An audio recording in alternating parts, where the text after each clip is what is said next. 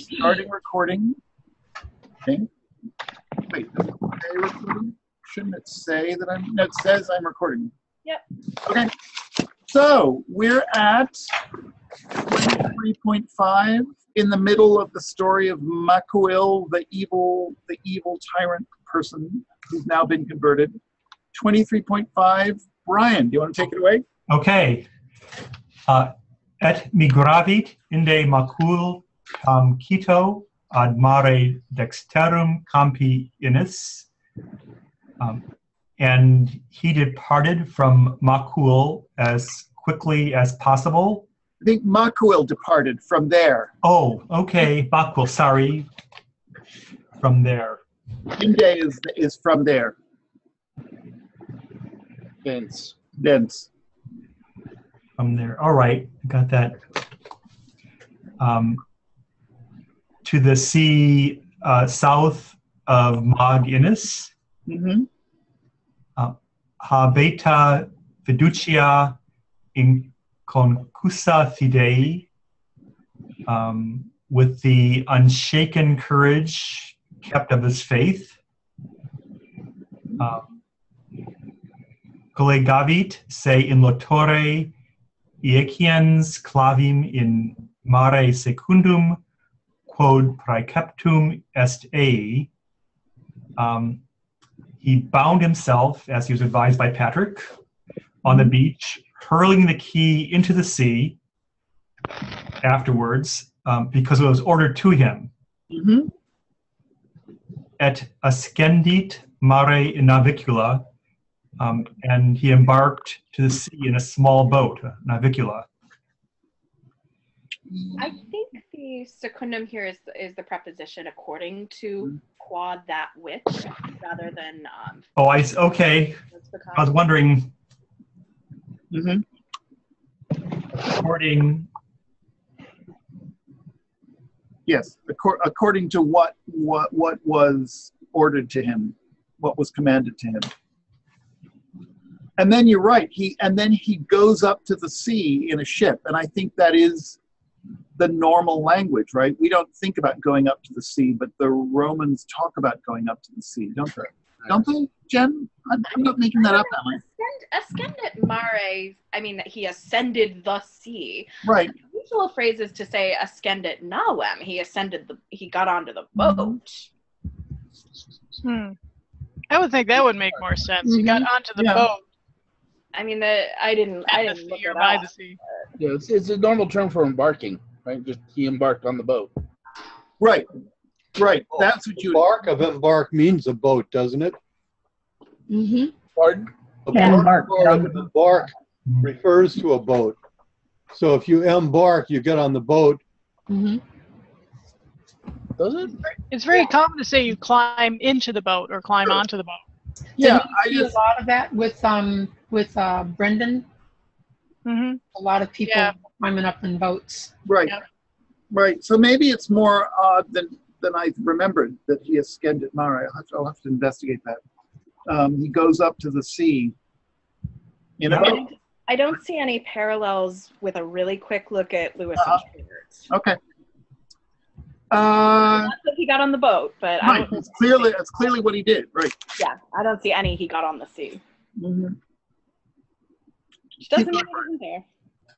Okay.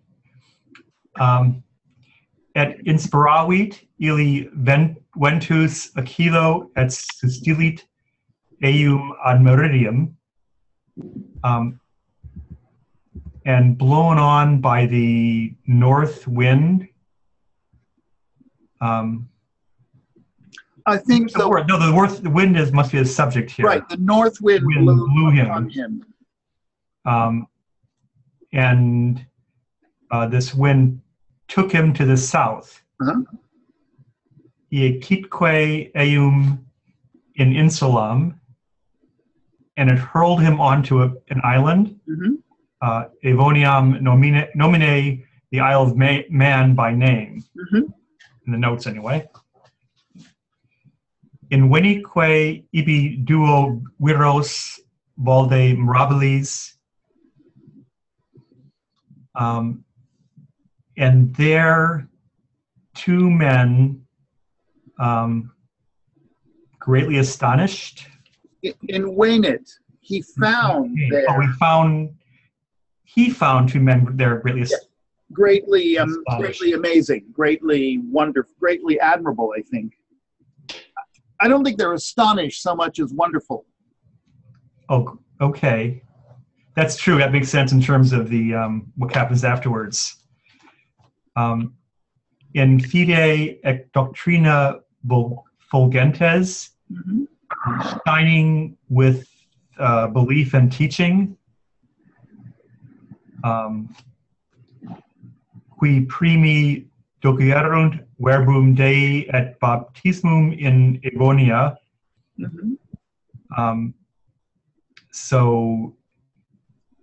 Who first taught the Word of God and baptism in the Isle of Man. Et conversi sunt homines in soli in doctrina eorum ad fidem catholicam. I was really struggling with this. And the men of the island were converted in the teaching of them to the Catholic faith. Yes, converted to the Catholic faith in the teaching of them. Exactly. Okay. Quorum nomina sunt Conindri et Rumuli, of whom the names are Conindrus and Rumulus. He vero videntes virum unius habitus muratis sunt. Indeed, these men, seeing virum the man, and I put unius with habitus in one garment or monk's cloak, whatever he was wearing. Like a defining genitive, seeing a man of one garment.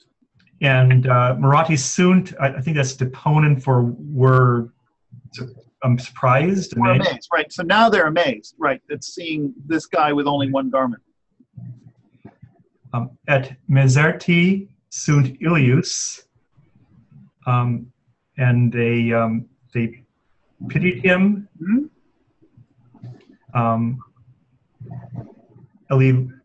Elivaverunt they marry, lifted him up in the sea.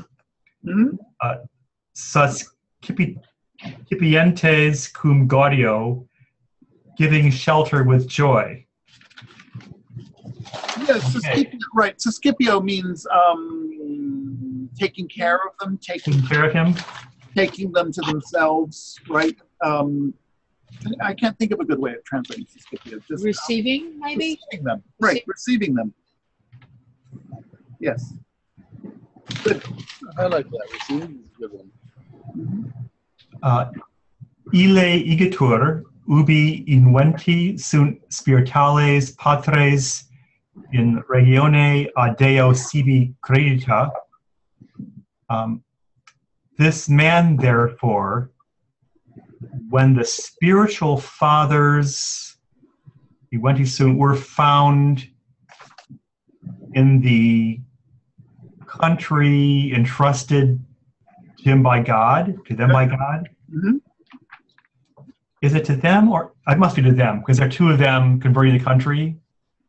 Yes. Okay. Ad regulam eorum corpus et animam exerquit. Traverse the body and soul to the rules of them. Let's see. Exerquit animam, I think, means something like, I guess I need to gloss that, sort of bent his mind, somebody help me out with exerquit animam. He I know what he means, but I can't figure out how to translate it. He trained body and soul? Trained his mind. With their rule, the monastic rule, or, Right, according to their rule. Right, trained is good. et totum vitae tempus ibi exegit apud istos duos santos episcopos,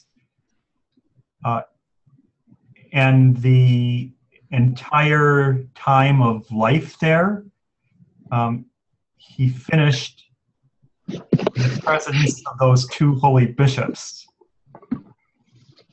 Yes, I would say he finished his whole time of life there. Oh, okay. Yeah, that's those two visits.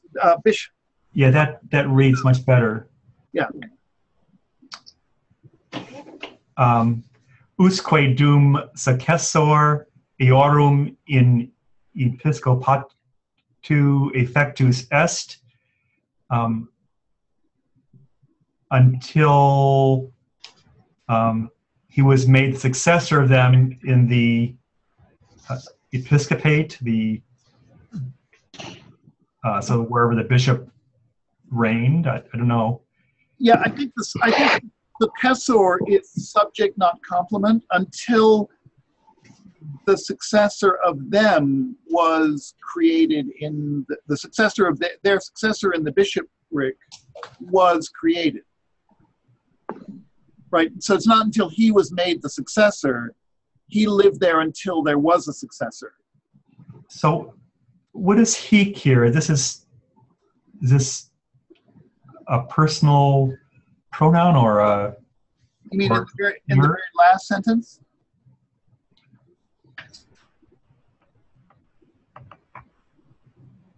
So is that referring to Makul still? Are you in the last sentence? I think. Yeah. Oh, here.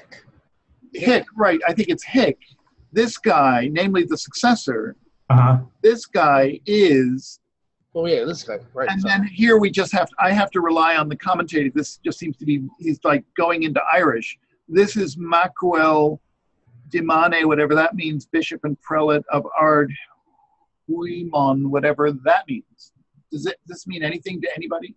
Demone, maybe to me. Humanon is just another spelling for eumonia, that is the Isle of Man. What is? Oh. Eumonium, the last word, it's just a misspelling of eumonia. Oh, okay.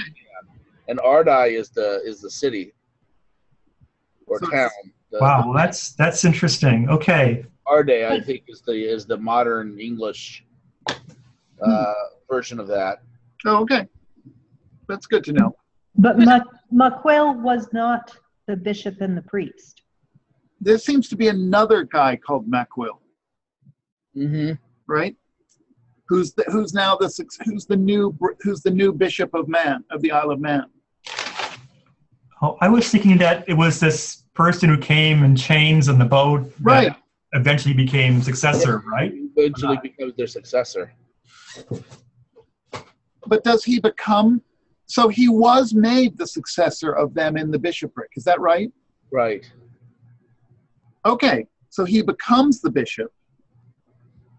And then that explains why he's got the same name. That's good. And he becomes the bishop. So I was wrong. Its successor is, you were totally right, Brian. Successor is the complement, right? Until he becomes their successor in the bishopric. Mm-hmm. I just want to notice that there are some terms here that might be possibly considered anachronistic. That the way Mercule and certainly Patrick, if any of this has actual basis in truth, would consider very differently. For example, Catholic is not a sect. Catholic is basically just saying the entire universal church. Sure. At the time. And another thing is that this whole thing with the bishops, it sounds as though he is more of an abbot if there's anybody else there, and if there's nobody else there, he's actually a hermit. Mm-hmm. Because this is pretty early on. Let's see, right around the time Benedict is really starting to formulate coenobitical living, and the Irish are doing some very different things from the Italians, like Benedict, for quite a while after this. So this whole well, it was a bishop. Well, he's not a 12th century kind of bishop.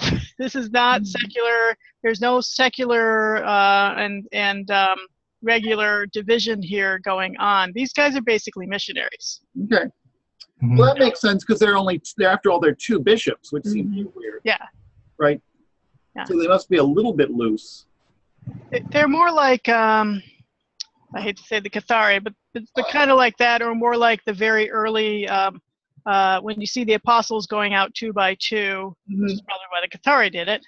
We see the apostles going out 2 by 2 in Acts. You know, and even if there are more of them, it's like they maybe go out with an assistant, or there are 2 pairs of them so they can split up, kind of thing. And so I think that's the kind of situation we're seeing here, rather than you know, the term bishop is very misleading. Right. So what year? About 300 that bishops were given magistral rank by Rome. That if you were a bishop, you were on the same status as a magistrate, as an imperial magistrate. So there was not a, I mean, they didn't have the U.S. Constitution separating church and state. And I like your mention that they'd be equivalent to an abbot, because an abbot does have episcopal powers in many respects. Yeah. Until about the 12th century, yeah. The late 11th century or so is when you really start the abbots really lose a lot of their power. They're no longer allowed to give communion absolution, for example. And that's one of the things that gets the Templars in trouble later on, is because when they are actually tried in the early 14th century, a lot of them are still under the impression that the master, the preceptor, can give them absolution, and they simply just hadn't been up with the times. It's not intentional heresy; they just simply didn't keep up with all the permutations. There was a lot of change in those centuries that they were in existence. You mean can absolve them, or can give them the power to absolve others? You give them absolution. No, it was a question of whether up until pretty late, until about the mid 12th century or so, abbots are still able to grant absolution. So, like the masters in the Templar order were for a while able to grant absolution. In fact, initially they were doing baptisms until they were told to stop. I guess the real question is what episcopus means in 8th century Ireland, 7th century Ireland at the time of Merciu. Because certainly in the Roman Empire, you only have one bishop per city, right? Yeah. So, and I'm surprised that you can have, maybe there are 2 cities on the Isle of Man, and you could have 2 bishops on the Isle of Man. Why not? I don't know. In fact, I would Kind of doubtful. What? Demane there? Sorry? Demane there? I think must be DE space Mane. That is 2 hands from Episcopus de Mane. That is, he's the bishop of Man. Ah, yeah. Priest of Arda. wow. And then, right, that makes sense. In other words, we've got different language.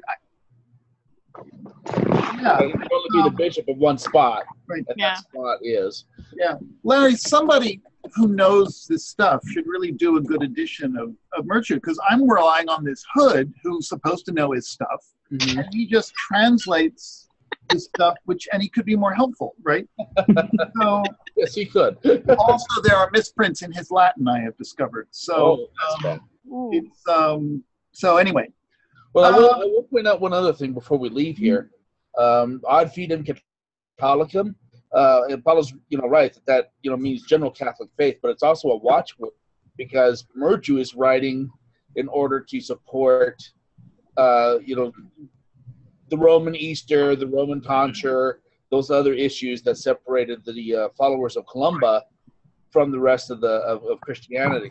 So Ad fidem Catholicum refers to that here, I think, rather than to specifically just the general Catholic faith. Yeah. Right, so he's saying even here in Man, right, we have the Roman faith.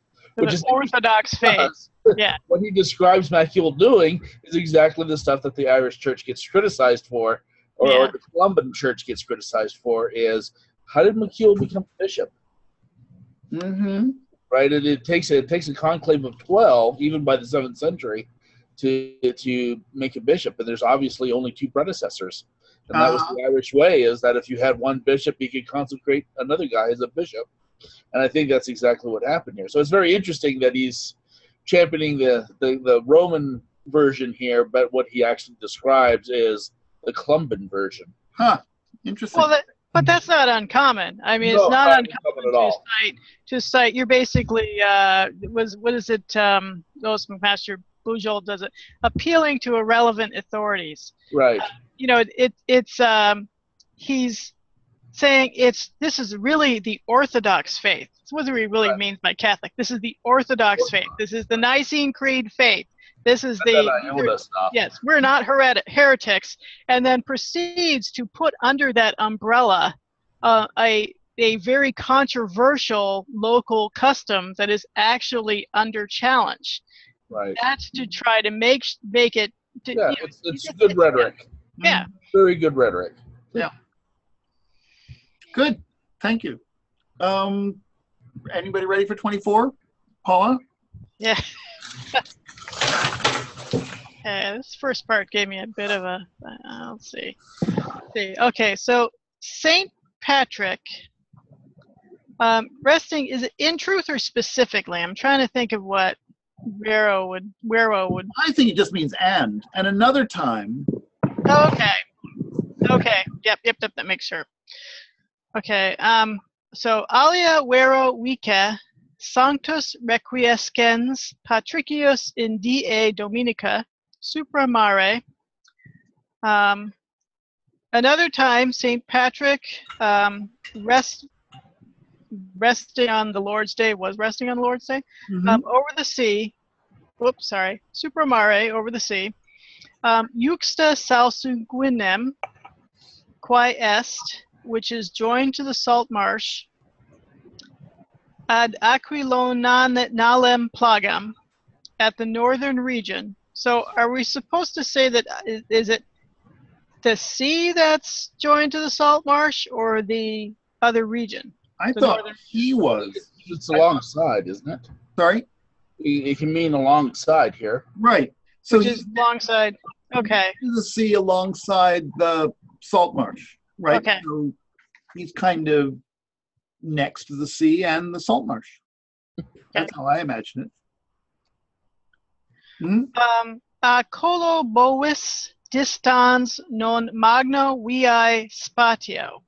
A distance from the ox track, not a great track of road. Now, spatio, is that supposed to be racetrack or just a track? Just the space. So distant from the neck of the ox, colo bovis, by no great space of road. Yeah. A little awkward. Yeah, it's kind of weird. So it's not very far away, in other words, what he's saying. Right. Not sure why he went to the... Not far from this place, this oxen place. I figured that's what he was doing. It was like, but you went about 4 extra words more than you needed. But anyway. Audivit sonum intemperatum gentilium in die Dominica laborantium. He heard a sound intemperate of the Gentiles on the Lord's Day working. He heard a sound of intemperate Gentiles. I mean. Yes, intemperate Gentiles. Remember, it's that third declension genitive. Yeah, I can see that. Yeah. So intemperate pagans working on Sunday. Right. Yeah. It agrees with Facientium. Mm-hmm. Yeah. Facientium. I'm sorry, Paula. Isn't intemperatum first and second declension? Oh. That's how I translated it. Oh. Then the pagan one makes more sense. I don't know what I was thinking. Yes, you're right. So like an intemperate sound. Yes, an intemperate sound. Right. Gentiles working on the Lord's Day. Right. Thank you. Yeah. Okay. Facientium rathi. making a rampart. I got that from the notes. I tried looking up Rothy, and Apparently, Wrath. One of those circular constructions, like a fort or. Right. Apparently, wrath is an English word. Not Is it? R-A-T-H. Not one I had ever encountered. But I was reading about this incident in a book, and they just happily said, then there's that story about the wrath. So there you have it. So it's an Irish word? I must be, right? Yeah, I'm thinking. Yeah. But now an English word. There's a bunch of, I don't know, there's a bunch of place names in Ireland that have like Rathdrum, and they That's have true. Wrath in it. That makes Yeah. sense. Yeah. It's one of those circular enclosures. Mm-hmm. And somebody Irish I knew one time told me it meant fairy ring. He was in the wrong kind of stories. All right. Fairy ring? Oh, Okay. fairy. Oh, yeah. Okay. Sorry, I was thinking F-E-R-R-Y. No. Like little creepy. Wrong kind of fairy. Very much. And as these things are called? With them having been called and having With them having been called. Okay, in other words, yeah. after he called them. Yeah, having called them. Okay. Prohibuit eos patricios ne laborarent in dominico die. Patrick prohibited them that they not to work on the Lord's day. Uh-huh. From working, lest they work, whatever. Right. At ili non consentiebant verbis sancti, and they did not consent, those people did not consent to the holy words. The words of the holy man. Oh, yeah. Okay. Yep. To the words of the holy man. Yep. Quin imo inridentes deludebant eum. And in fact, laughing, they mocked him. Mm-hmm. Nice little parallelism there. Mm-hmm. Et ait sanctus patricius, and St. Patrick said, Mudebroth, quam vis labora veritis, Mudebroth, as much as you work, nec tamen proficiat, yet it will not profit. Good, but quamvis means although, right? So although you have done this work, perfect, right? Mm-hmm. Nevertheless, let it not profit you. Okay. Yeah. Mm-hmm. Yeah. Quod tamen completum est. Indeed, it was not completed. Wait a minute. Which, however, was completed. Oh, sorry. It was Which, nevertheless however, completed? took place. Okay. Well, I think completum is a little confusing, right? Because you're thinking about the rat, but it really means which happened. Which was Right, fulfilled. Fulfilled, yes. Happened. Okay. Right. In other words, the prophecy was fulfilled, or his claim was fulfilled. Yeah. Not the work, because the work gets destroyed. His work, not their work. Right. Yeah. In sequenti enim nocte, also even in the following night. Okay. Notice here, enim really does mean for, right? Or in the following night. Right. So his prophecy or his claim, his statement was completed. Why? Because on the following night, right? Yeah. Okay. Sorry, lost my place. Ventus magnus adveniens turbavit mare. A great wind arriving disturbed the sea. Mm-hmm. Et omne opus gentilium destruxit tempestus, and tempest destroyed all the work of the Gentiles. Good. Juxta verbum sancti, according to the word of the saint. Good. Any comments, thoughts? I like that little derogatory term that he calls them. We have no real translation for. Oh, the Mudebroth thing? Yeah, Muderbroth. Well, I just learning, that it's a corruption of this thing. Yeah, by the God of judgment. Yeah. We could all practice saying that. Muderbroth. I'm planning to use it. Yes. Yeah, that's the point. It's like the blood, God's blood. Right. Yeah. I think it would, scare your children. Or the kiddies. The kitties are snoring, so I don't think they're scared. They're not going to be scared. They're snoring right now, so.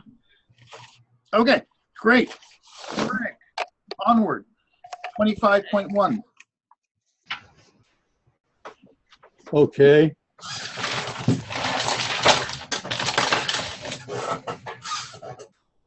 Fuit quidam homo dives et honorabilis in regionibus orientalium, qui nomen erat dire. There was a certain rich and honorable man in the eastern region whose name was Dire. Post autem rogavit patricius ut aliquem locum ad exercendam religionem darade. However, Patrick asked him to give him a place to practice religion. Good. Sique dives ad sanctam, quem locum petis.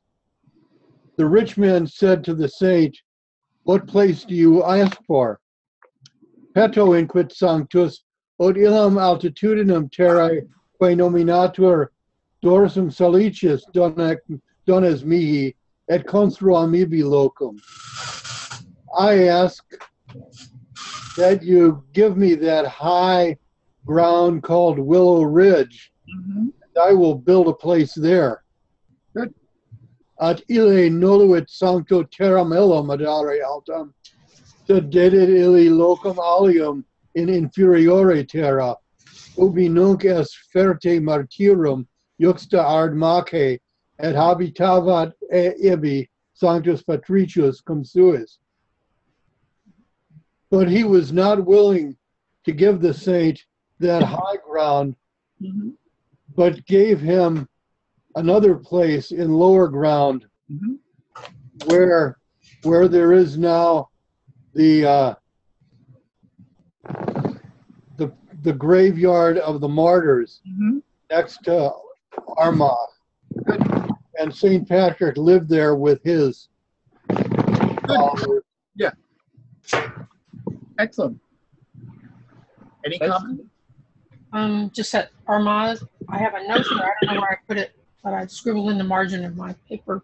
Armagh is a city of 7 hills, kind of like Rome. Oh, yeah? It's supposed to be, I guess. Just an interesting parallel. I need to go and check this out. Apparently they found some excavation. They did some excavations and found a graveyard that might fit the graveyard that they're talking about.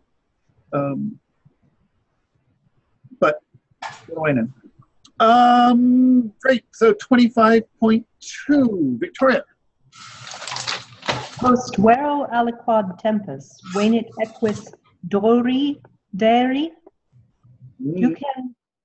ducens equum suum mirabilum, ut pasceretur in herbaso loco Christianorum.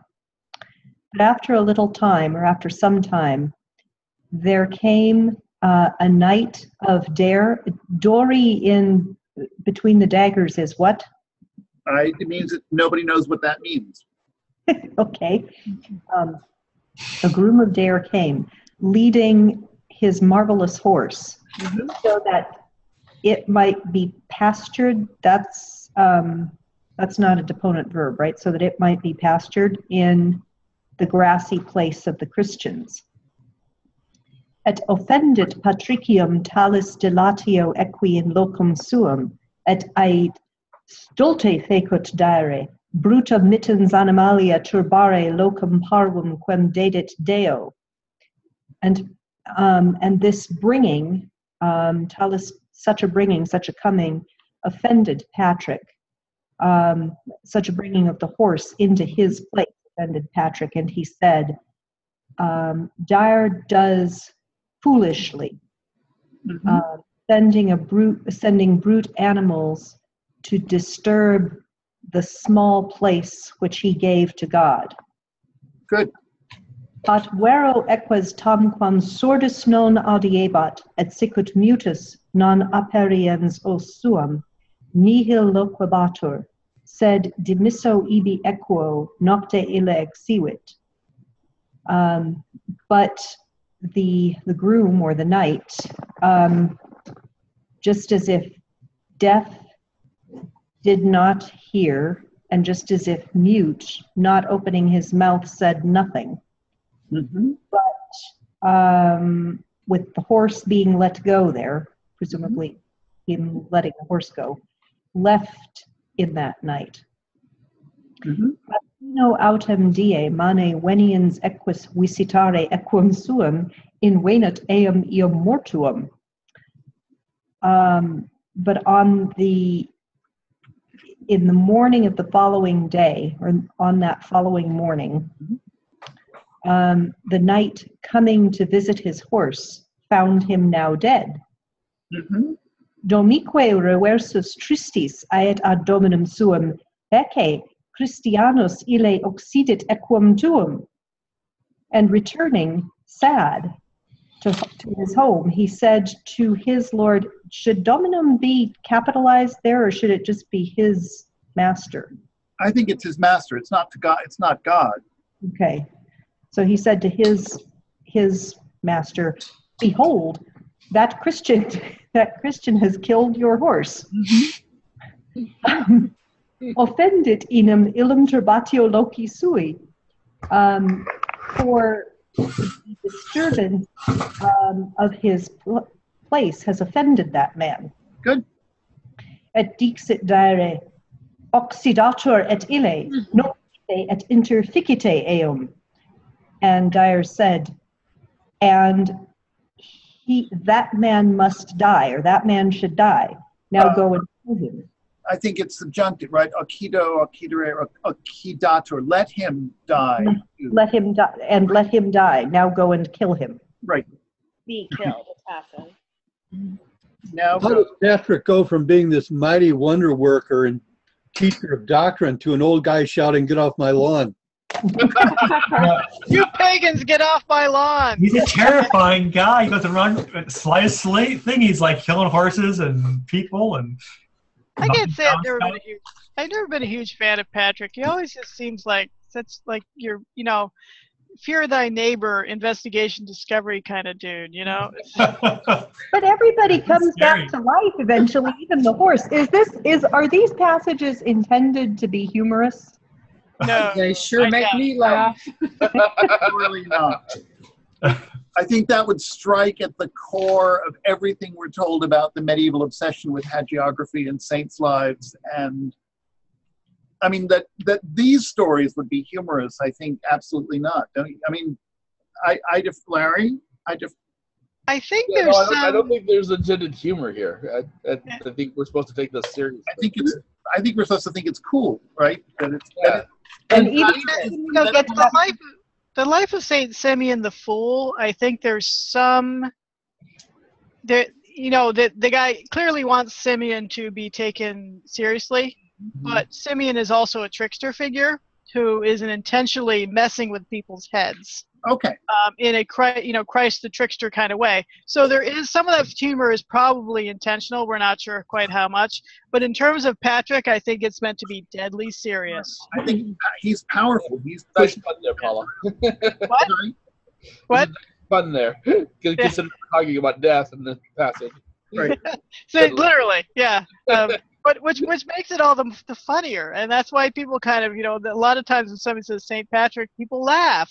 And now what do we do on his Saint Day? We get drunk, free beer, Carrying on in the tradition that should have always been. Yeah, we're doing exactly the things that bugged him the most. I'm sure we are. Once you start thinking those thoughts, you'll just stay up all night. Right. If you're laughing too much, yeah. To worry what St. Paul would think of me, and I just have to go to sleep.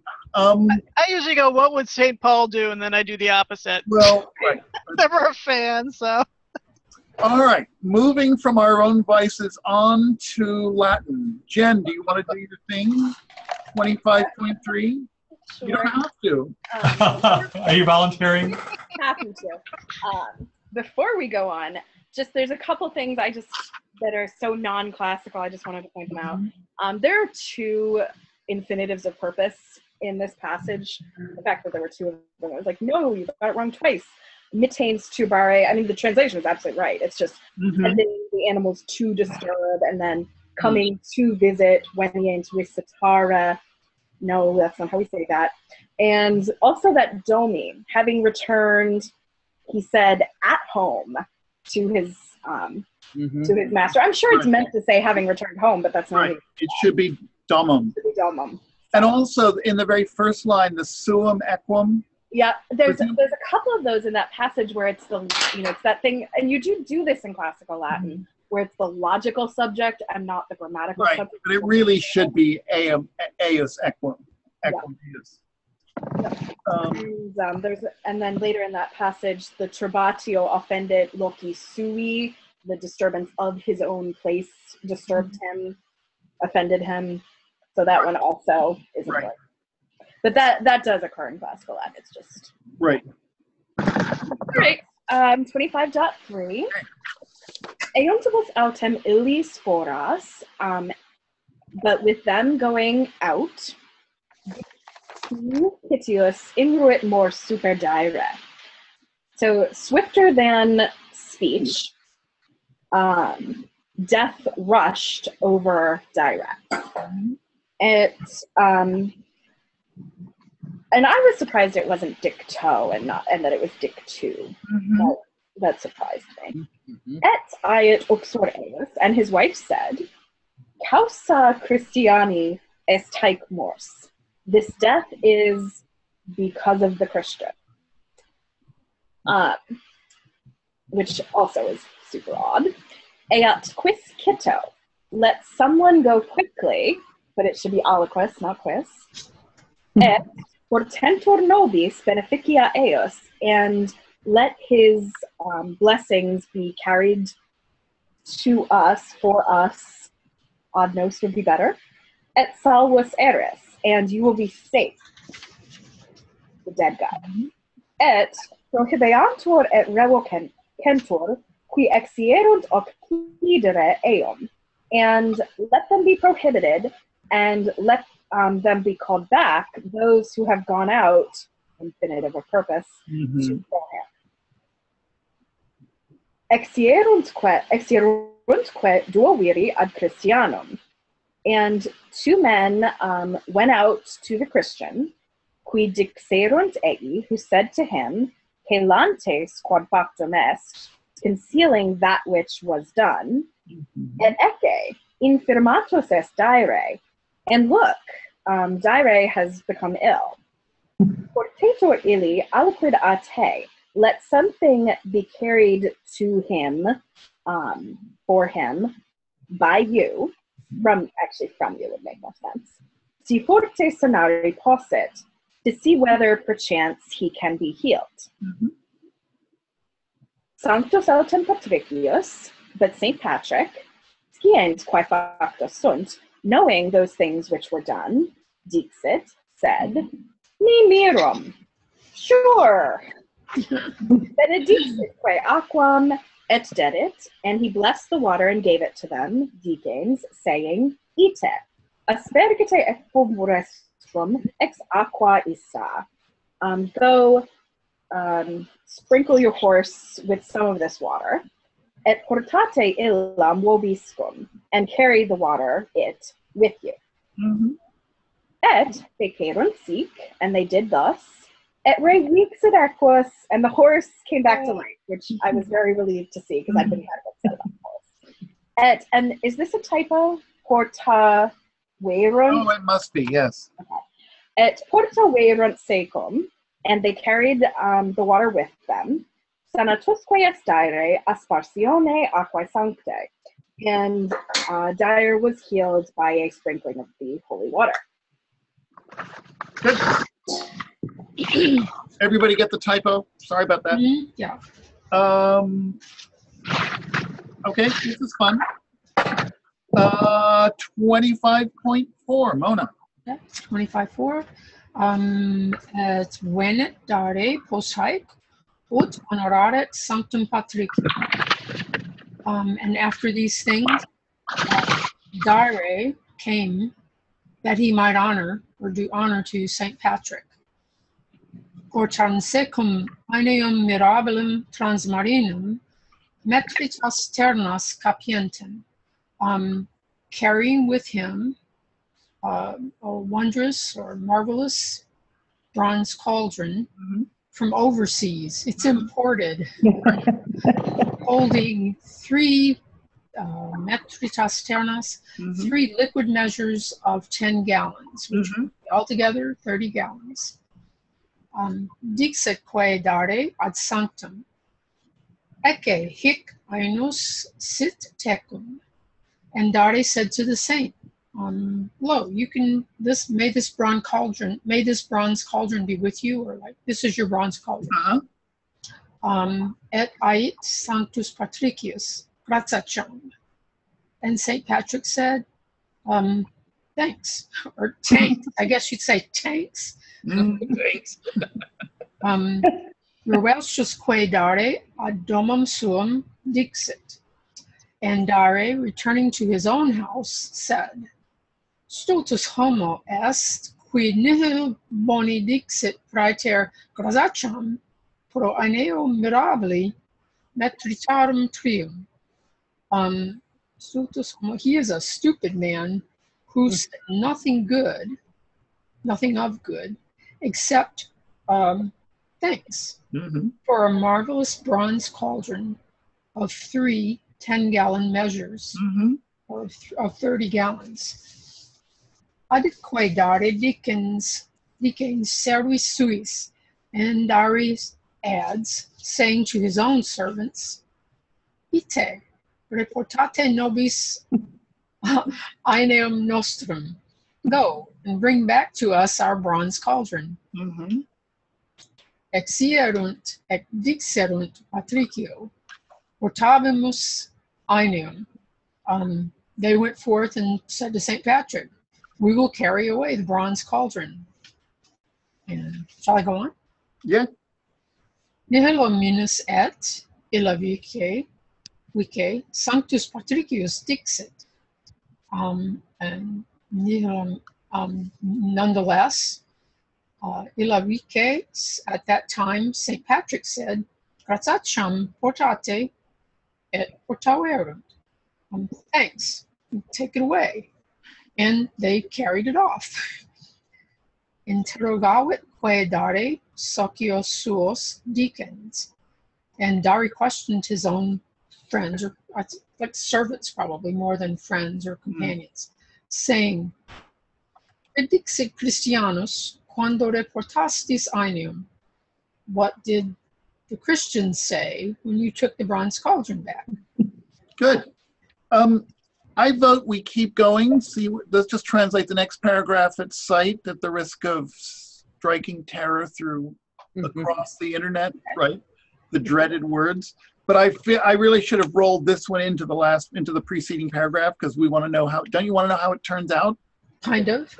Okay. So we could just do it collectively, right? Yeah. Ad illi responderunt, right? We all know what that means, right? They all answered, gradzacam dixit et ille, right? And he too said thank you again, right? He keeps saying thank you. Dire respondens dixit, dire responded answers. And then this is kind of cute. He says thanks in giving, in having given, and thanks in having taken away. Right? Eius dictum tam bonum est. His speech is so great. It's such a good thing that he says. And Tom here, I think, means not such that, but just it means that his speech is really great. What happens next? Cum gradzacam illis portabitur illi rursum aeneus suus. I think Sorry? Oh, no, go ahead. When with those, and this is tricky, right? Cum gradzakam indeclinable. With those thanks, again, Rorsum, his bronze will be taken back to him. Right, so in other words, I guess he's giving them back to Patrick one more time. Yeah. Et venit dire ipsemet, and dire came himself.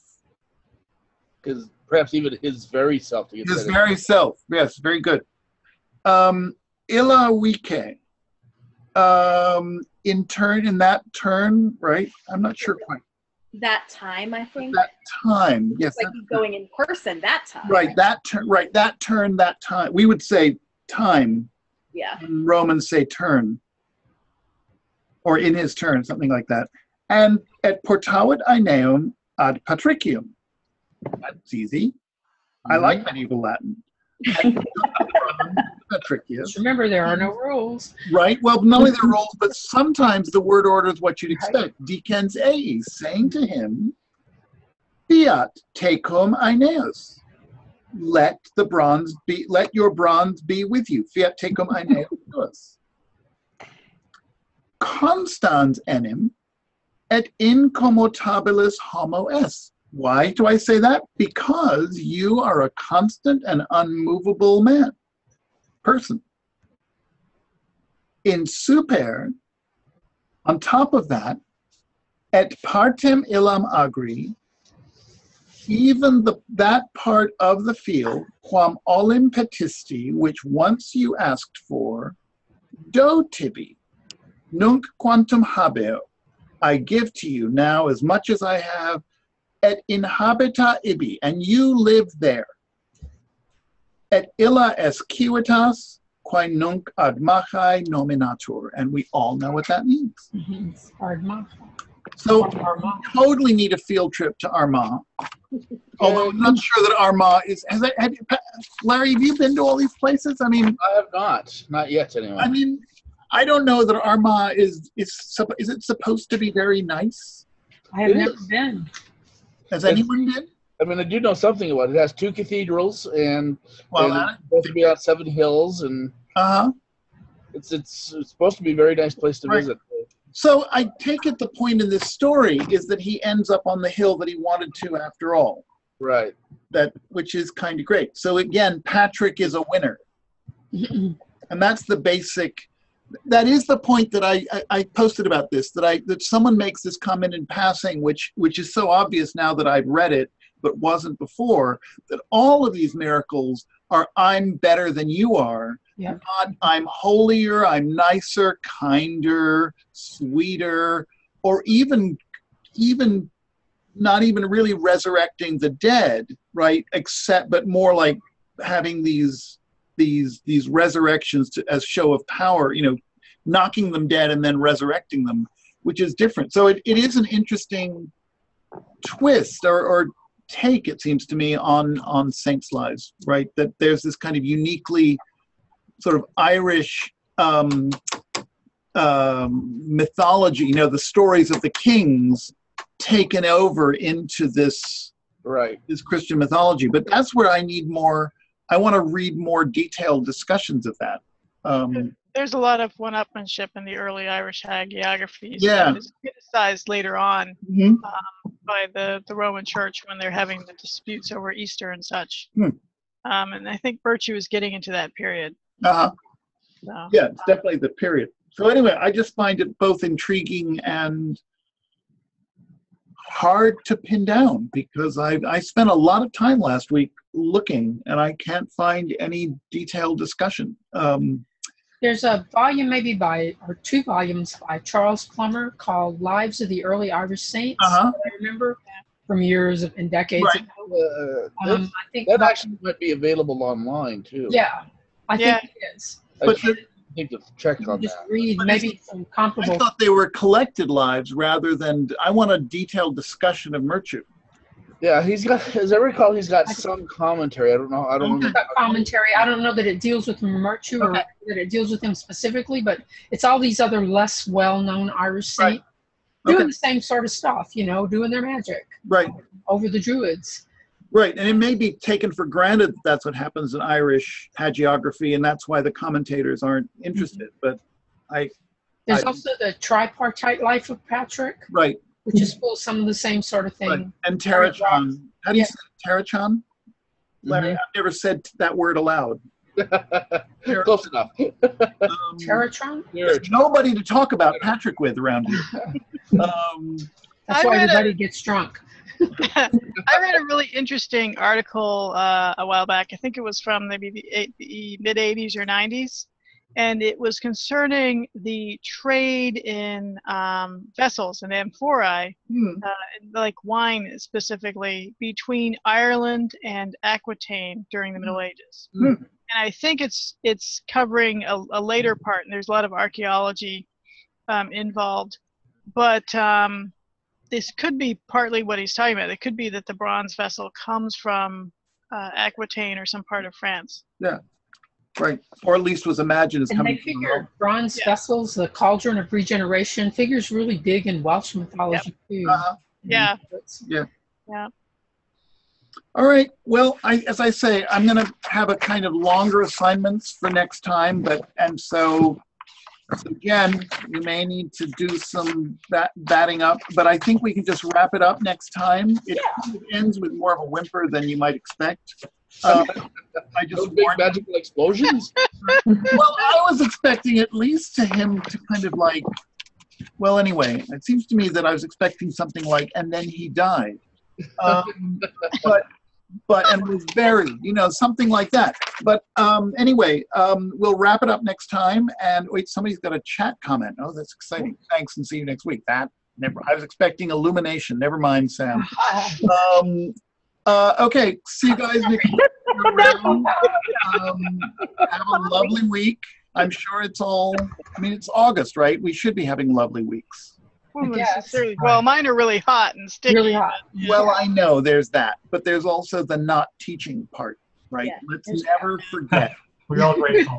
Don't have to. So some of us don't have to teach. Yeah. So on that cheerful note, have a good week, everybody. Thanks. Yeah. All right. Bye-bye. Thanks a lot. Great, Bye. as always.